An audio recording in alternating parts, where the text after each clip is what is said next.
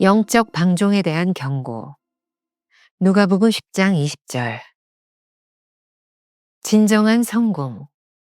사역자에게 가장 무서운 것은 영적 방종입니다. 챔버스는 사역자들이 종교적 유행이나 세상의 흐름에 취해 영적 성공에 눈독을 들이는 것이 영적 방종의 시작이라고 말합니다. 누가복음 10장은 예수님께서 제자들을 둘씩 짝지어 파송하신 후 보고를 받으시는 장면입니다. 그러나 가시적 성공을 거둔 제자들에게 예수님은 경고하셨습니다. 얼마나 많은 영혼들이 구원을 받았고 거룩하게 되었는가를 계산하면서 하나님께 감사하고 이제 모든 것이 잘 되어간다고 흥겨워합니다. 그러나 우리의 사역은 하나님의 은혜가 기초를 놓은 곳에서 시작합니다. 우리는 영혼을 구원하기보다 그를 제자화해야 합니다. 영혼을 구원하는 일은 하나님의 은혜로 이루어집니다. 진정한 사역은 구원받은 사람들이 제자가 되어 하나님께 순종하도록 만드는 것입니다. 그런 관점에서 우리 사역의 진정한 성공은 우리와 같은 사역자를 재생산하는 것입니다. 사역자의 자세. 하나님 안에서 그리스도와 함께 숨겨진 삶을 살려고 하지 않는다면 끊임없이 사람들에게 잔소리를 하거나 명령을 내리는 사람이 될 수 있습니다. 이는 성공에 목말라 가시적 효과를 내려는 시도가 될 수 있습니다. 제자화를 통해 우리의 사역이 증명되는데 이를 드러내려 안다라면 영적 방종에 빠질 수 있다니 어렵습니다. 그래서 하나님의 일은 마치 최선을 다하는 것과 자랑하지 않는 것 사이의 외줄타기와도 같습니다. 자랑하려 하지 않을 때 사역자로서 올바른 자세를 가지게 됩니다. 하나님이 하시는 일과 우리가 하는 일 사이에 분명한 구분이 생깁니다. 구원의 은혜를 베푸시는 이는 하나님이시기에 우리가 강요할 수 없습니다. 하지만 우리의 책임을 회피해서도 안 됩니다. 챔버스는 주님이 하셨던 사역의 모범을 제시합니다. 주께서는 제자됨에 대해 말씀하실 때마다 언제나 만약이라는 말로 시작하셨지 반드시 해야 한다 라는 식으로 강요하지 않으셨습니다. 제자가 되는 것은 강요가 아니라 선택입니다. 김병삼 목사의 매일 만나 365, 오늘은 4월 24일 영적 방종에 대한 경고라고 하는 주제를 가지고 말씀을 나누어 보겠습니다. 첫 번째, 진정한 성공. 어제 말씀과 오늘 말씀 제목이 영어를 사용하는 사람들에게는 굉장히 멋진 시처럼 느껴질 것 같다는 생각이 듭니다. 이렇게 운율이 이렇게 맞습니다. 우상이 된 사역, The Worship of the World. 또 오늘 말씀, 영적 방종에 대한 경고, The Warning Against Wantoning. 이 제목들이 WW로 영어의 단어들로 운율을 맞추고 있는 것 같습니다. 어제도 잠깐 언급을 했지만 오늘 말씀 역시 사역자에게 초점을 맞추고 있습니다. 하지만 조금 더 생각해 보면 단순히 풀타임 사역자들뿐만 아니라 주님의 일을 하는 모든 사람들에게 다 적용되는 말씀일 것 같습니다. 사역자들에게 가장 무서운 것은 영적 방종입니다. 챔버스는 사역자들이 종교적 유행이나 세상의 흐름에 취해 영적 성공에 눈독을 들이는 것이 영적 방종의 시작이라고 말합니다. 이 방종이라고 번역된 원톤이라고 하는 이 단어는 직설적으로 말하면 또 음탕하다 이런 뜻도 가지고 있습니다. 챔버스는 진정한 제자를 만들어내는 사명자의 길을 벗어나는 것은 어떤 일이든 곧 음탕하다는 것을 분명하게 말하고 있습니다. 이런 맥락에서 유진 피터슨이 쓴 성공주의 목회, 신화를 포기하라 라는 책에 했던 말이 생각이 납니다. 목회자의 소명은 하나님의 말씀의 깊이에 따라 공동체 안에서 살아가는 것이지 명예와 성공을 찾기 위해 매혹적인 종교의 바다를 향해 떠나는 것이 아니다. 오늘 본문 말씀을 택한 이유가 거기에 있습니다. 누가복음 10장은 예수님께서 제자들을 둘씩 짝지어 파송하시고 그 후에 보고를 받는 장면입니다.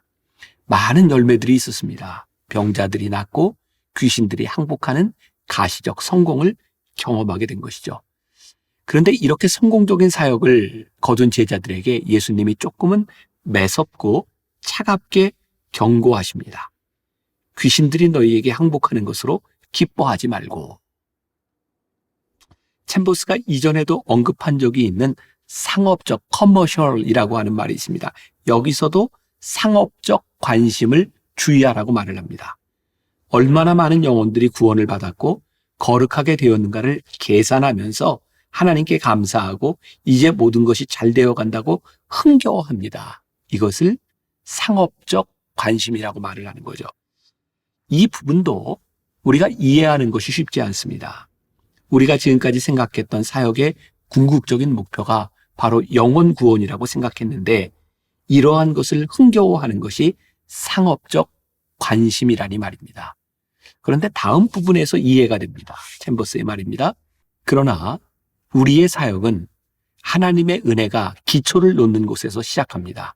우리는 영혼을 구원하기보다 그를 제자화해야 합니다. 중요한 말입니다. 영혼을 구원하는 일은 하나님의 은혜로 이루어지는 것입니다. 진정한 사역은 구원받은 사람들이 제자가 되어 하나님께 순종하도록 만드는 것입니다. 챔버스는 단순히 구원받는 영혼보다 하나님께 전적으로 드려지는 한 영혼이 더 가치 있다고 말을 합니다.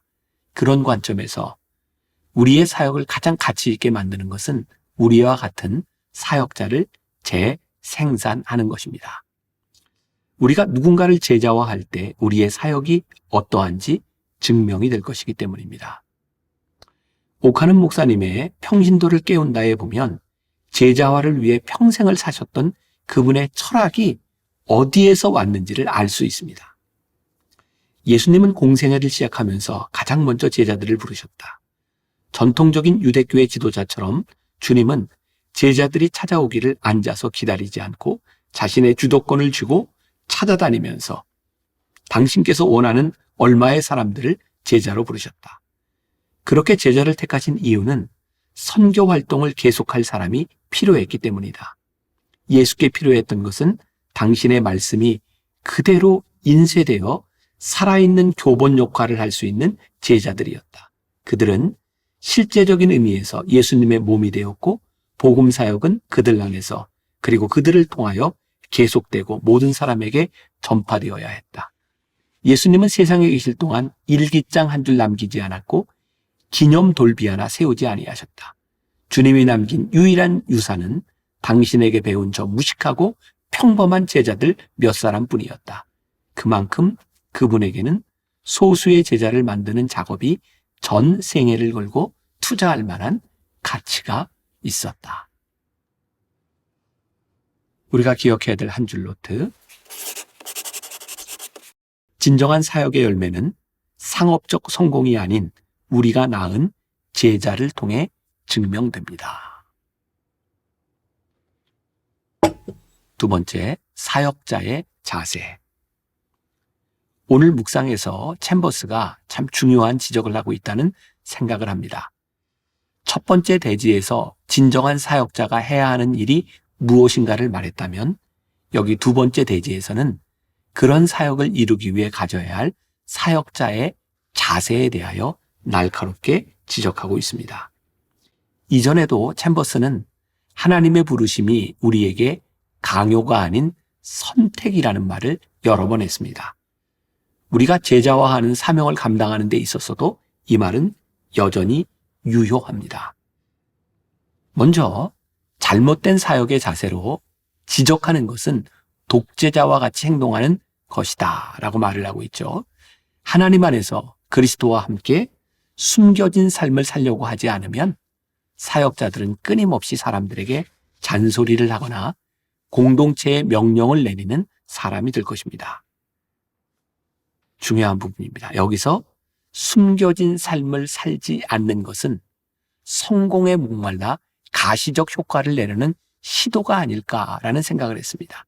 성공이라는 이름 아래 교회 안에서 서로를 경쟁시키고 그 결과를 가지고 상을 주는 일들이 일어나는 것은 아닐까.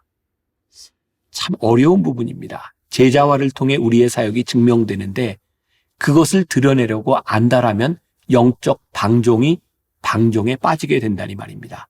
그래서 우리가 하나님의 일을 하는 것은 마치 외주를 타는 것 같다는 느낌이 들 때가 참 많습니다.